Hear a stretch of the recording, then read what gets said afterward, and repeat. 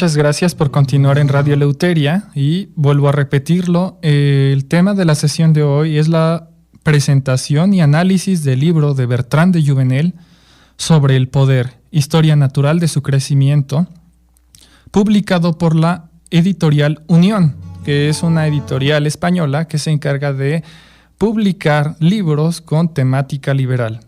Yo invito a nuestros radioescuchas a conseguir este libro. Es una lectura bastante accesible a pesar de la complejidad de los temas que maneja, y la esencia de este libro es analizar las causas y las finalidades del poder en la sociedad.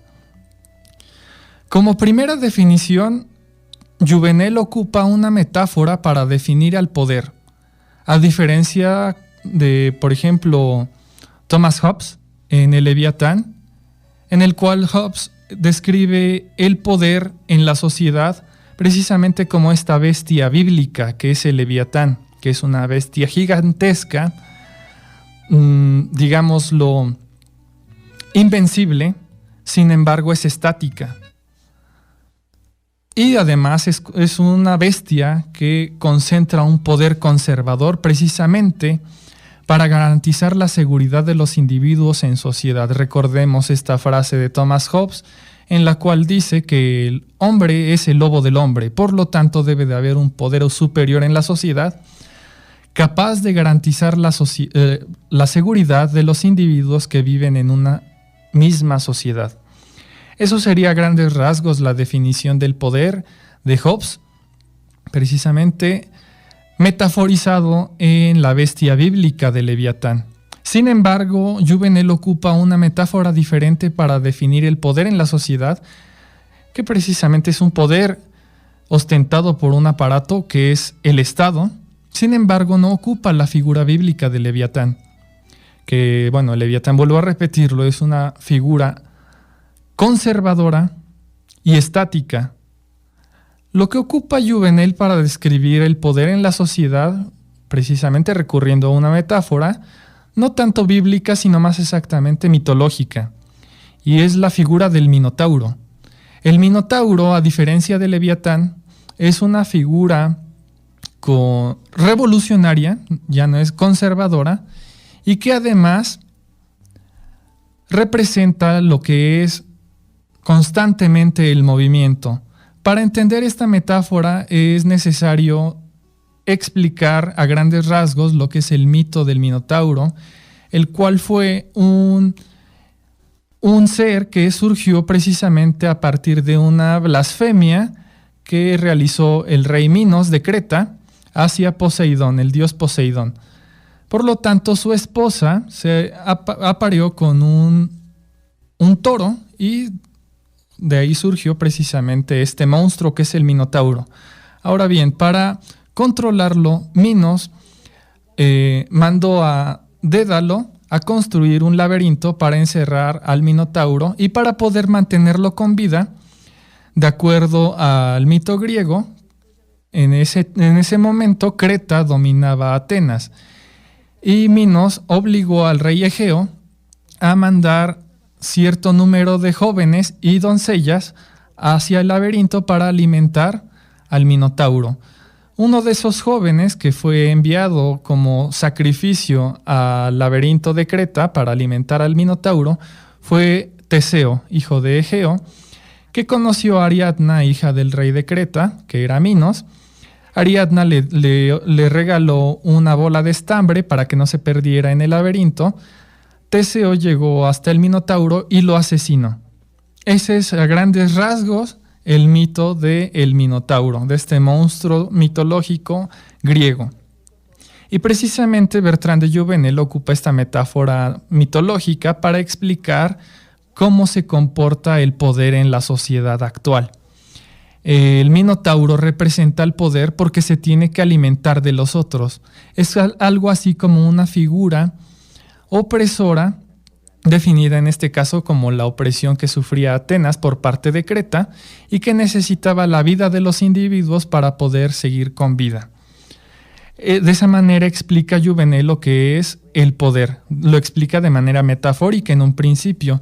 Sin embargo, voy a ofrecerles a ustedes la definición más concreta que ofrece Jouvenel, ya sin ocupar un lenguaje metafórico. Y de acuerdo a Jouvenel, el poder, y cito aquí, sin pretender definirlo aquí, podemos ya describirlo como un cuerpo social permanente, al cual se tiene el hábito de obedecer, que tiene los medios materiales para imponerse y que está sostenido por la opinión que se tiene de su fuerza, la creencia en su derecho a mandar, es decir, su legitimidad, y la esperanza que se pone en su acción bienhechora. De esta manera, Jouvenel explica, ya sin un lenguaje metafórico, lo que es el poder. Ahora bien, esto yo le he comentado en programas anteriores, aquí en Radio Eleuteria, preguntándole a la audiencia cuál es la droga más adictiva que existe en el mundo. Y vuelvo a repetirlo, muchas personas pueden argumentar que se trata de la heroína o la cocaína, el tabaquismo, el alcoholismo, diferentes tipos de sustancias. Sin embargo, precisamente recurriendo a una metáfora, hablando en términos metafóricos, la droga más adictiva que existe es precisamente el poder. El hombre es seducido por este concepto, este fenómeno social que es el poder. Ahora, precisamente recuperando una de las más grandes frases que se han escrito, y es una frase que es atribuida a Lord Acton, él dice que el poder corrompe y el poder absoluto corrompe absolutamente. Ahora bien, nosotros debemos preguntarnos cuál es el mecanismo en las sociedades actuales que permiten al individuo acceder al poder absoluto. Y es precisamente el Estado. O en otros términos, la política. La política le permite al ser humano acceder al poder absoluto.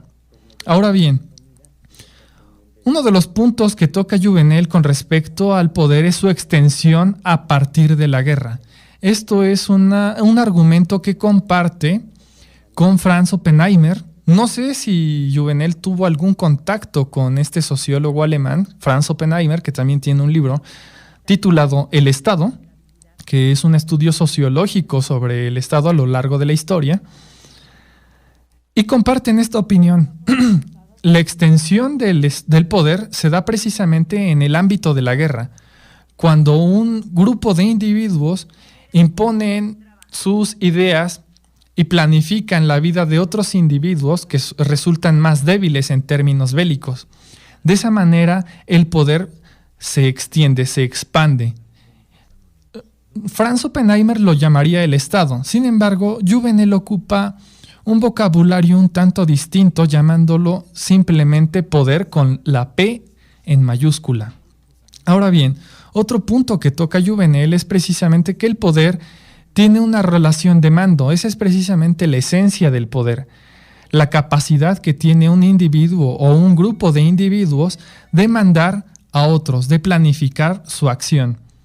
Otro punto, y esto es un punto bastante interesante, que ya expliqué hace un momento, es que precisamente en las sociedades contemporáneas, a diferencia de las sociedades monárquicas de antaño, en la actualidad el poder es impersonal. Es decir, no está definido por una figura, digámoslo, un rey o un emperador, sino que está básicamente despersonalizado. Es decir, ya no se trata de un solo rostro, una sola persona, sino que se trata precisamente de un aparato fiscal, un aparato propagandístico, que en este caso es la educación pública, un aparato represor que sería la policía o el ejército. De esa manera, el Estado pierde, o más exactamente, el poder pierde su rostro. Y ya no se trata de una sola figura, sino que se trata de un fenómeno impersonal. Y esta impersonalidad del poder provoca pasividad y obediencia en el individuo. Es un punto muy interesante que toca Bertrand de Jouvenel en este libro sobre el poder. Ahora bien, un comentario que realiza Jouvenel con respecto al libro de Lenin, que es El Estado y la Revolución, es que es lo siguiente, y es lo que explica precisamente en un apartado en el cual asegura que el socialismo admira la concentración y la centralización del poder en el Estado, no para abolirlo, es decir, descentralizarlo, sino más exactamente para apoderarse de él. Y esto nosotros no podemos negarlo, ya que el testimonio de la historia nos lo hace ver claramente. Ahora bien, otro aspecto que toca Jouvenel y que posiblemente yo explique más adelante, si es que el tiempo me lo permite, es que la democracia consolida el poder en el Estado.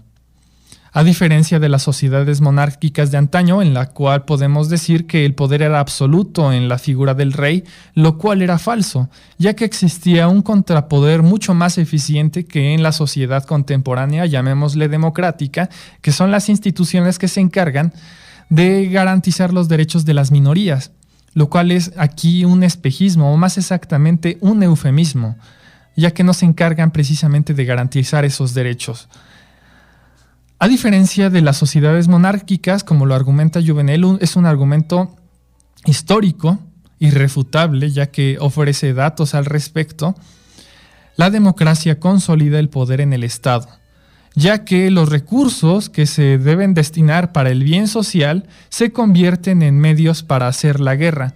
Y esto lo explica Jouvenel haciendo un contraste en las guerras que se libraron en la Alta Edad Media, en los cuales el rey tenía que conceder favores y de alguna manera ceder ante las presiones de otros contrapoderes como sería la aristocracia, a diferencia de la sociedad que precisamente donde se escribió este libro, que es sobre el poder, que fue librado durante la Segunda Guerra Mundial. Fue escrito durante la Segunda Guerra Mundial y Bertrand de Jouvenel hace un contraste entre las guerras que se libraron en la Alta Edad Media con respecto a la Segunda Guerra Mundial, en donde se ocuparon todos los recursos de la sociedad para financiar la guerra, una guerra que se llevó a millones de vidas.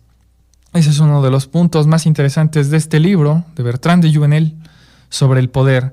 Otro punto que toca es la transición de la monarquía a la democracia, en donde precisamente se suele creer que en la monarquía el rey era, por así decirlo, la fuente absoluta del poder. Y no es así. Realmente en las democracias, como lo plantea Jouvenel, es donde más se concentra el poder. Otro aspecto que toca es que la obediencia se da principalmente por el hábito. Y esto es algo que ya hemos comentado en otro programa, citando precisamente los experimentos de psicología social de Stanley Milgram, en el cual, en este experimento de Milgram precisamente argumenta que nosotros como seres sociales estamos predispuestos a obedecer desde que llegamos al mundo, porque nosotros estamos en contacto con múltiples figuras de autoridad. Una de ellas son nuestros padres, a los cuales si desobedecemos, pues nos castigan. Otra figura de autoridad, que en este caso es despersonalizada, es una institución educativa, en el cual, el individuo, si obedece, adquiere un beneficio, o digamos una condecoración, algún reconocimiento, pero cuando lo desobedece, sufre también un castigo. Otra figura que también tenemos representada como figura de autoridad en las sociedades contemporáneas, de acuerdo al argumento de Milgram, es precisamente la ley que existe en las sociedades, que es también una figura de autoridad despersonalizada. Y Milgram argumenta que otro de los mecanismos para condicionar al individuo a obedecer inconscientemente son precisamente los premios y los castigos. Y más exactamente, una lealtad que existe hacia figuras de autoridad despersonalizadas, como sería una bandera o un uniforme. Yo invito a nuestros radioescuchas a investigar precisamente de los experimentos de Milgram, este psicólogo social de origen judío. Y pues bien, esto es uno de los puntos que Jouvenel explica antes de que Milgram realizara esos experimentos. Ahora bien, otro punto es que el poder se hace obedecer por su naturaleza y sus fines. Y esta es una explicación bastante interesante que voy a tratar de presentar ante ustedes de la manera más rápida y clara posible. Vuelvo a repetirlo. De acuerdo a este punto de Jouvenel, el poder se hace obedecer por su naturaleza y por sus fines. Con respecto a la naturaleza, Juvenal le llama la causa eficiente, y es el derecho a gobernar, o más exactamente, ¿por qué el poder se legitima en una sociedad? Y la respuesta es por su origen. Esta es la causa eficiente que responde a la naturaleza del poder. El derecho a gobernar se da precisamente ante la legitimación del poder mediante su origen. Esto podría traducirse de la siguiente manera.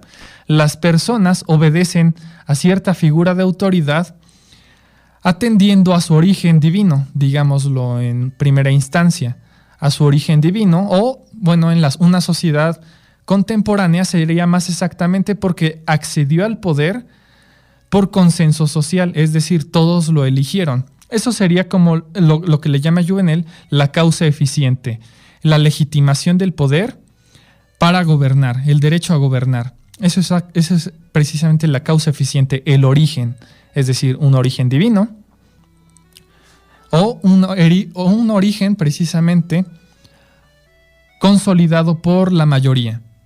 Eso es para responder a la naturaleza del poder. Y en segundo lugar, se obedece por los fines, y eso le llama la causa final. Juvenal así lo llama, la causa final, que sería básicamente el bien común. Nosotros obedecemos a una figura de autoridad representada por el Estado porque trabaja para el beneficio de la mayoría. Muchas veces es más exactamente por una pequeña minoría que son los propios intereses de los burócratas y políticos que controlan la vida de los ciudadanos. Pero, bueno, de esa manera Juvenal resume por qué el poder se hace obedecer, y es precisamente por su naturaleza, es decir, su origen divino o su origen precisamente consensuado por el voto mayoritario, y finalmente por sus fines, la causa final, el bien común. Esto entra en contradicción precisamente en la disciplina de la deontología. Existe un contraste entre la deontología y la teleología, el estudio de los fines. Y recurriendo precisamente a los análisis que realiza Kant en sus estudios sobre deontología o el estudio de la lógica de las normas, el individuo no es un medio para alcanzar un fin. Es decir, el individuo no puede servir de experimentación ni de medio para el beneficio de la mayoría, porque el individuo, de acuerdo a Kant, es un fin en sí mismo, no es un medio. Y si nosotros violamos precisamente los principios y los derechos naturales del individuo, se está violando el derecho de todos, en términos kantianos. Esa es la lógica de las normas de Kant. El individuo no es un medio para perseguir un fin, sino que más exactamente el individuo es un fin en sí mismo. Ahora bien, en el segundo análisis que realiza Juvenal es que el Estado sustenta el poder en virtud de la fe, es decir, en virtud de una creencia mayoritaria. Esto conduce a Juvenal a argumentar acerca de la soberanía. Y la soberanía, entendiéndola de manera concreta, es la obediencia como deber y el mando como derecho. En otras palabras, la soberanía consiste en que el Estado es el único, es la única entidad con el derecho a castigar a los individuos y con el derecho a planificar su vida. Eso se conoce como soberanía en los términos de Bertrand de Juvenal, que creo que son bastante acertados, bastante cercanos a la verdad. La soberanía es eso. La soberanía es el derecho a mandar y el deber a obedecer. Es decir, el Estado es el único encargado de imponer normas y de poder castigar al individuo cuando ese individuo resulta rebelde. Ahora bien, existe lo que es la concepción nominalista de la sociedad, y esto es un lastre que arrastramos en cuanto a la opinión pública, de decir que la nación o la sociedad o el país es un organismo único, es decir, es un solo individuo. Sin embargo, esto es algo bastante interesante que argumenta Juvenal en este libro, y pone el ejemplo de la sociedad romana. Él argumenta que Roma no era una persona. Roma es un conjunto de individuos agrupados y cada individuo piensa diferente, actúa diferente, por lo tanto no se puede definir a Roma o traduciéndolo a una sociedad contemporánea, por ejemplo, México. México no es una sola entidad. Nosotros no pensamos igual, no existe algo así como una inteligencia colectiva, que eso también es un lenguaje metafórico. No. Toda sociedad está compuesta de individuos que piensan diferente, actúan diferente y tienen metas diferentes. Por lo tanto, este es el argumento que expone Juvenal. Cuando los romanos se referían al pueblo romano, no ocupaban la palabra populus, ocupaban la palabra populus romanus plebisque o también senatus populusque romanus, es decir, el conjunto de personas que piensan diferente y tienen metas diferentes en la vida. Es decir, Roma no es una persona, Roma no es una entidad homogénea, Roma es un conjunto de individuos agrupados, es decir, es un compuesto bastante heterogéneo. Por lo tanto, la concepción nominalista de una sociedad es un argumento que trata de justificar la concentración del poder en una sola persona. Eso es en primer lugar. En segundo lugar, populus, el término populus, no es equivalente a nación, sino a un acto de asamblea de los romanos. Es decir, el término populus no definía lo que es una entidad social, sino más exactamente un acto de la sociedad. Incluso podemos recordar, con respecto a este libro de Thomas Hobbes, que es el Leviatán, el frontispicio de Hobbes, en el cual está representado el Leviatán como un ser compuesto de diferentes personas. Sin embargo, el mismo Hobbes en su libro argumentaba que el Leviatán no tenía vida propia. Esto es uno de los argumentos más interesantes que clarifica Juvenal en este libro. Ahora bien, pasando a otra parte de este estudio que realiza este gran escritor, realmente es un libro titánico, es la concepción realista de la sociedad en cuanto a los derechos subjetivos que son borrados por un fin. Y esto da precisamente el argumento Hegel. Hegel, citado por Juvenal, argumenta que la conciencia del fin justifica el abuso del poder. Hegel no tenía la intención de justificar las tiranías en sociedades posteriores a su época. Sin embargo, estas teorías de Hegel fueron rescatadas por Marx cuando argumenta que en el socialismo científico el proletariado es consciente para hablar y actuar en nombre del todo. Ahora bien, si Hegel no tenía la intención de justificar las dictaduras posteriores a su época, las teorías de Hegel deben de ser juzgadas por los frutos que dieron. Precisamente Marx en el socialismo científico argumenta que el proletariado es consciente para hablar y actuar en nombre del todo.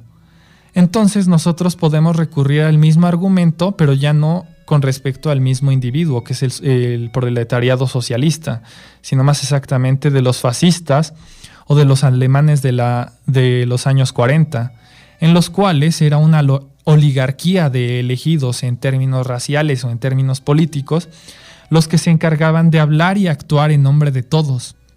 Podemos juzgar de la misma manera a los nazis, a los fascistas y a los socialistas bolcheviques en estos mismos términos. Ahora bien, otro de los argumentos que expone Juvenal es la teoría organicista de la sociedad, que trata de justificar el aumento indefinido de las funciones y del aparato gubernamental, igual recurriendo a una metáfora que posteriormente esa metáfora terminó por convertirse en un lenguaje literal. Es decir, esta teoría organicista de la sociedad trata de decir que la sociedad se comporta a semejanza de un organismo vivo. Y si nosotros tratamos de analizar en términos lógicos esta teoría organicista de la sociedad, resulta que una sociedad a semejanza de un organismo vivo tendría que concentrar todo el poder en una sola entidad, en este caso el cerebro, o en otro aspecto en una sola persona. Es por eso que la teoría organicista de la sociedad justifica el aumento indefinido de las funciones y del aparato gubernamental en los términos de Bertrand de Jouvenel. Más adelante, Jouvenel argumenta que el aparato estatal se construye por y para el poder personal. Y su explicación conlleva a definir que el sistema estatal sirve para mantener el poder. En una instancia está la burocracia, que es la información, controlar la información. Otra instancia es la policía o las fuerzas represoras del Estado, lo que es la policía y el ejército o una guardia nacional, que es precisamente controlar las acciones del individuo. Y finalmente está la instancia de la fiscalización, que es precisamente el control sobre el poder adquisitivo del individuo. Es por eso que Jouvenel argumenta que el aparato estatal se construye por y para el poder personal. Y finalmente hace una pregunta, que es: ¿por qué no logran diferenciar las personas entre Estado y sociedad? Pero esta es una pregunta que voy a responder en el siguiente bloque. No se vayan, esto es Radio Eleuteria.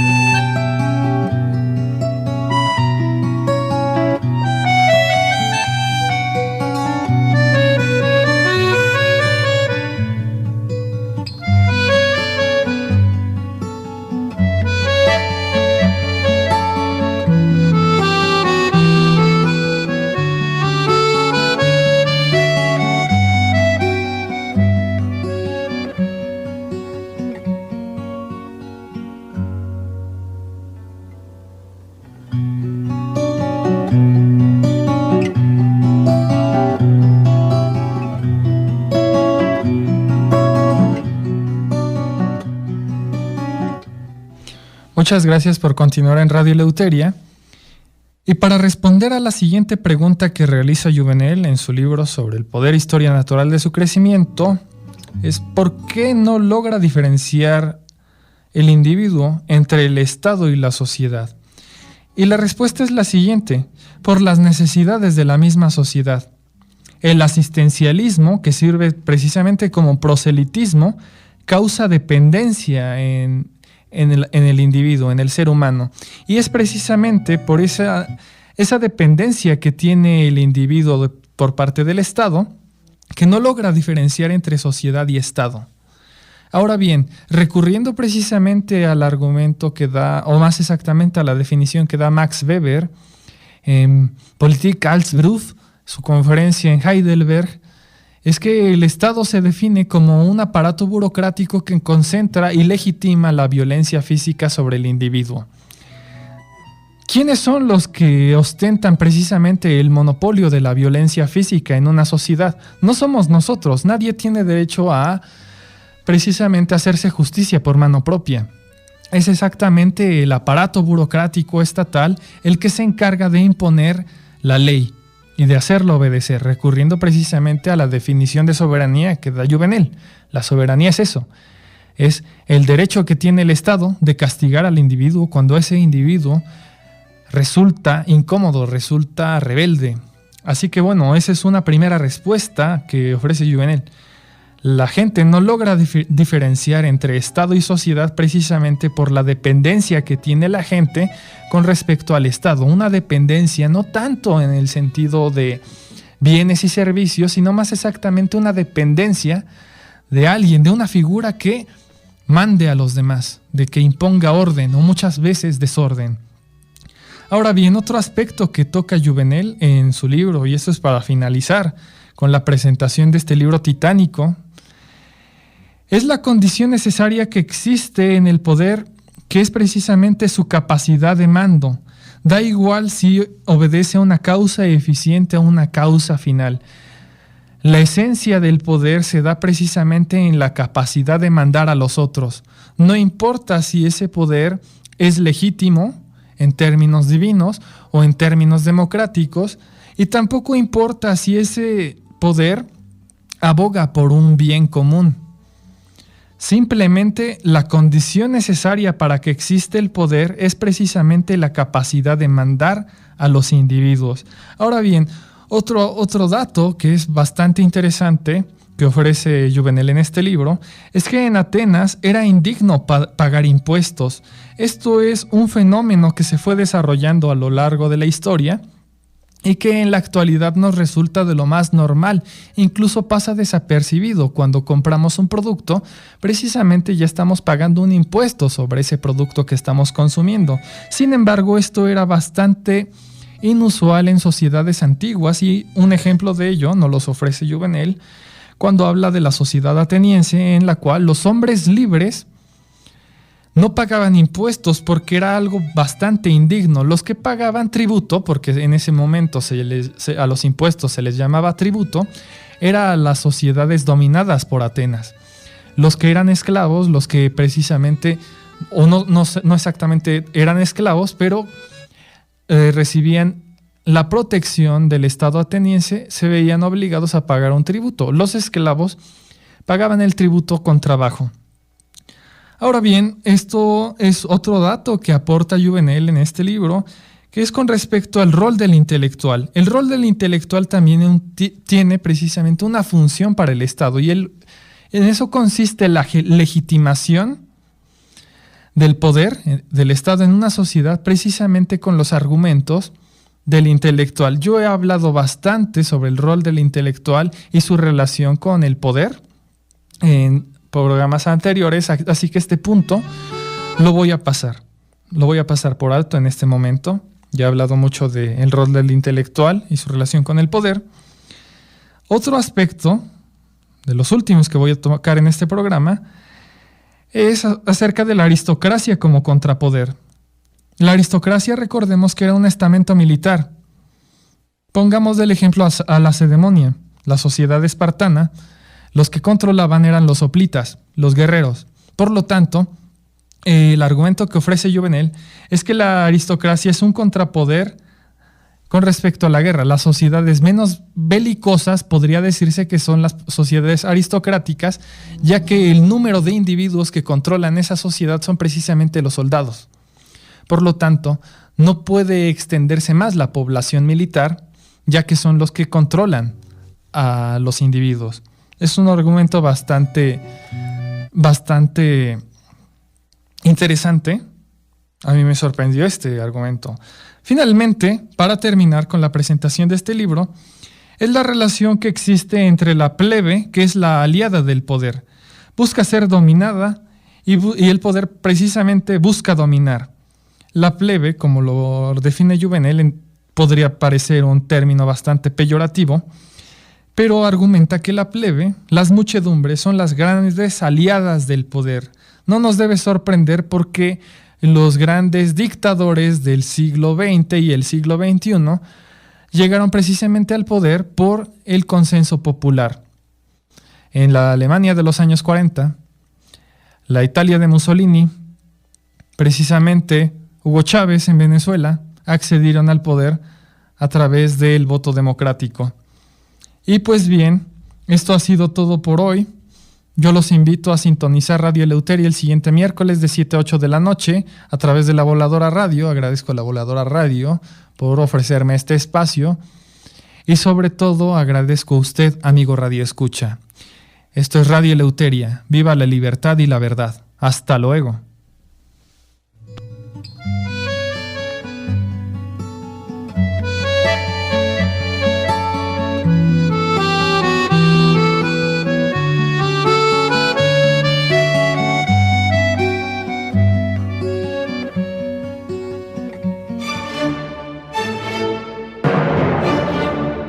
este es el fin de nuestro programa, queridos radioescuchas. La verdad que lleva a la libertad. Los invitamos a sintonizarnos nuevamente en La Voladora Radio 97.3 FM o en www.lavoladora.org y síguenos en nuestra página de Facebook Radio Eleuteria.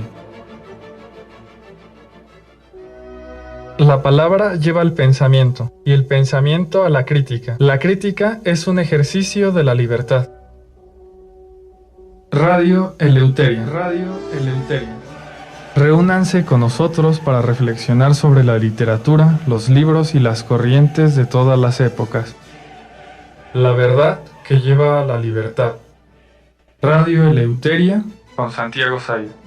Escúchenos todos los miércoles de 7 a 8 de la noche por La Voladora Radio y por internet en www.lavoladora.org. Radio Eleuteria, la verdad que lleva a la libertad. La Voladora Radio en franca y abierta rebeldía.